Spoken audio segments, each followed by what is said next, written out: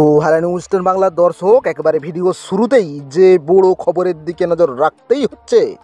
সেই দুয়ারগড়ায় কি বাংলা চলে এসেছে, যার কারণে পশ্চিমবাংলায় রাষ্ট্রপতি শাসন জারি করা হতে পারে। এই গুঞ্জন কিন্তু ইতিমধ্যেই সোশ্যাল মিডিয়ায় ভেসে বেড়াচ্ছে।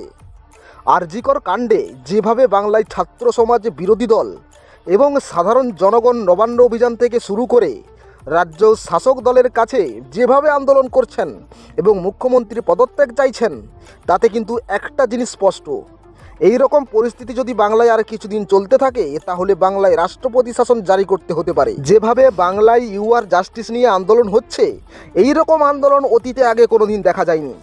কিন্তু বর্তমান সময় দাঁড়িয়ে যেভাবে 2-3টে ঘটনা ঘটেছে, যার কারণে এই আন্দোলন অন্যদিকে মোহর দিয়েছে। ঘটনাগুলি আসলে কি ঘটেছে? প্রথম ঘটনা হলো পশ্চিমবাংলায় ছাত্র সমাজের আন্দোলন। মুখ্যমন্ত্রীর পদত্যাগ চাই এই স্লোগান ছড়িয়ে দিয়েছে। যেভাবে জুনিয়র ডাক্তাররা পর্যন্ত এই নিয়ে লাগাতার আন্দোলন শুরু করেছে। অন্যদিকে রাজ্যপাল রাজ্যের আইন ব্যবস্থা নিয়ে প্রকাশ্যে সাংবাদিকদের কাছে মুখ খুলেছেন।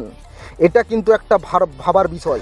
দ্বিতীয়, রাজ্যের বিরোধী দলনেতা সমস্ত নেতাকর্মীরা, যেমন শুভেন্দু অধিকারী, দিলীপ ঘোষ বলেছেন, মানুষ আমায় বলে দাদা, রাষ্ট্রপতি শাসন কি হয় না? আর কতদিন সহ্য করব?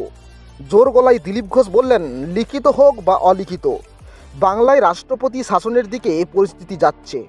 তাই চিন্তা করবেন না, আরজিকর কাণ্ডের অভয়া তিনি অবশ্যই বিচার পাবেন। আরজিকর কাণ্ডে কিন্তু যেভাবে দিন দিন বাংলার পরিস্থিতি খারাপের দিকে যাচ্ছে, তাতে কিন্তু রাষ্ট্রপতি শাসন জারি হতে পারে, বেশি দিন সময় লাগবে না। দর্শক, আপনাদের কি মতামত? বাংলায় কি রাষ্ট্রপতি শাসন জারি হতে পারে, না যেভাবে বাংলার রাজ্যের শাসক দল এবং আইনি ব্যবস্থা চলছে সেইভাবেই চলবে? আপনাদের মতামত নিউজ 10 বাংলার কমেন্ট বক্সে অবশ্যই জানিয়ে দেবেন।